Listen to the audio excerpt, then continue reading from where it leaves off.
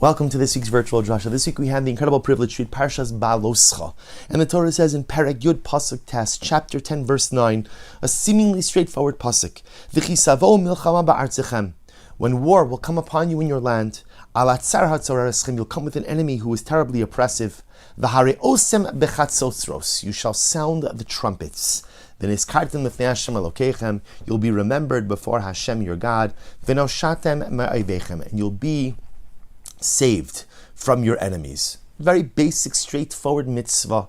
That how does the Jewish army prepare for war? The sounding of the chatzotzros, the sounding of the trumpets. Not a metaphor, not an allegory, but again, sounding of the trumpets ultimately is the call for the soldiers to ready themselves, the call for the army to ready itself and to go out confident to do battle with the enemy. And the Baal Shem Tov HaKadosh has such a beautiful insight.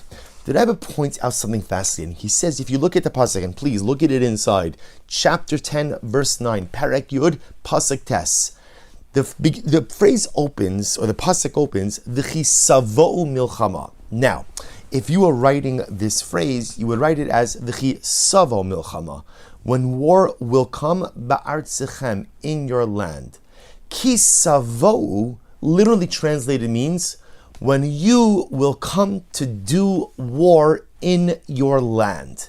And asked Baal Shem Tov HaKadosh, why does the pasuk phrase it that way? It could have just said again, V'chisavo, when war comes, but it says V'chisavo, when you come to do battle in your land. Listen to the words of the Rebbe. The Rebbe says, any time in the Torah that you find the phrase or the concept of an enemy, atzar hatzorer eschem, on a deeper level, that's always a reference to the Yetzer Hara, to the evil inclination, to the internal self-sabotaging mechanisms that so often derail our dynamic life activity. Every single time the Torah describes an enemy, there are external enemies and internal enemies. And dear friends, we know our internal enemies, the Yetzer Hara, the inclinations, proclivities, lusts, and desires that we have, inflict so much more damage than any external enemy ever could. So it says the Baal Shem Tov HaKadosh something amazing. The pasuk is referring to going to battle against the Yetzer Hara, and he says something amazing. When you go to war against the Yetzer Hara, there are two ways you could do battle. You could wait for the battle to come to you. You could allow the Yetzer Hara to go on the offensive. Let him bring the battle to you. The problem is if the Yetzer Hara is on the offensive, then I'm fighting a defensive battle. Or says the Baal Shem Tov HaKadosh, you could wage an offensive war against the Yetzer Hara. What does it mean to wage an offensive war? An offensive war requires a level of introspection. Requires me to go ahead and really look inside myself and see all that's good, see all that's beautiful, see all that's wonderful. But at the same time, also acknowledge all the things that are broken in a state of disrepair and misfiring. What are the things that need to be addressed? What are the problems that are systemic and ongoing? What are the midos ra'os, the negative character traits? What are the things I need to work on? And says the Rebbe something amazing. So often in life, we lack the courage to confront our failures and our failings.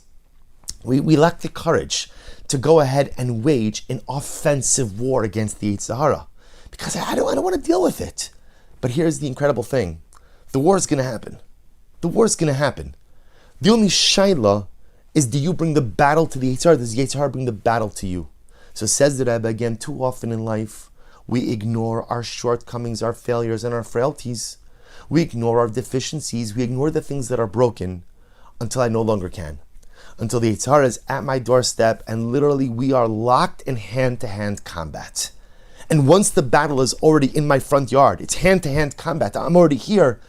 It's a defensive battle. I'm just trying to hold my ground. But so much better, says the Rebbe, is to find the courage to look inside, to be honest with myself. Yes, I have many wonderful things, but I have a ton of things that need to be fixed. And I have some things inside my personality, some things inside my life that are in such a state of disrepair that they are actively, fundamentally holding me back. And I know it. And I have to find the courage to roll up my sleeves and bring the battle to my Yetzer Hara. Bring the battle to those shortcomings. Don't live life waging a constant and perpetual defensive battle.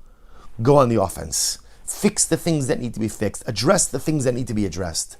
And says Lashon V'Kadosh, that's the pshat in the pasuk. If the Torah would have said, "V'chisavo milcham ba'atzchem," and war will come to your land, war will come to your land. That sounds like the Torah is talking about over here. The Yetzer Hara is bringing the battle to you, but that's not what Hashem wants. V'chisavo milchama ba'atzchem. When you come to do battle in your land, al hatzar hatzorereschem, against your enemy being the Yetzer Hara.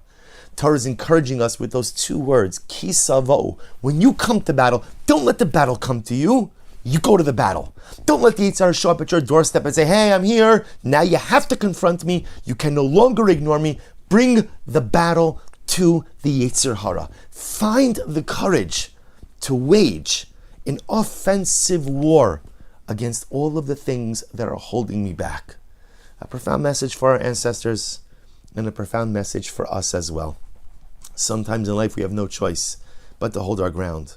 But so often, with a little bit of pre-planning, a little bit of introspection, we can identify the things that are broken, that are holding us back, and bring the battle to the Yetzer Hara.